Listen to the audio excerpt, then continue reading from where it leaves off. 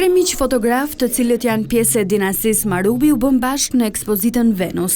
Ajo vjen si rezultati një kërkimi të gjatë të kuratorit Lek Gjeloshi në fondin e Geg Marubi, Pjetër Raboshta dhe Dedjakova. Repertorin e tyre fotografik në një moment të caktuar e përshkon parania një skulpture, hyjnis antike Venusit.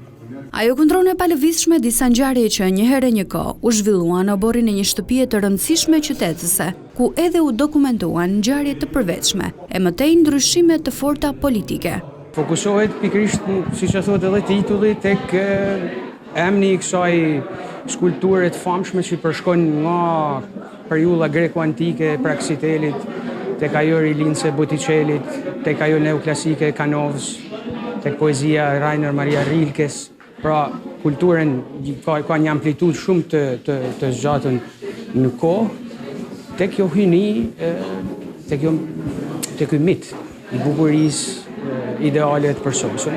Kjo është ekspozita e parë që çel një kalendar të ngjeshur që Muzeu Kombëtar i Fotografisë Marubi ka për vitin 2025. Kjo ekspozitë është një punë e gjatë hulumtuese. Është ekspozita e parë me hulumtimin në koleksionin e Dedjakovës, Geg Marubit edhe Pjetër Raboshtës. Ky pritet të jetë edhe viti i lajmit kryesor, ai i hyrjes së Marubit në UNESCO.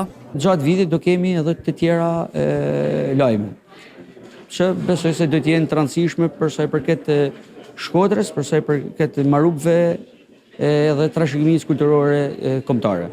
Muji i prill do jetë muji i vendimtar dhe besoj se do të jetë një lajm i mirë.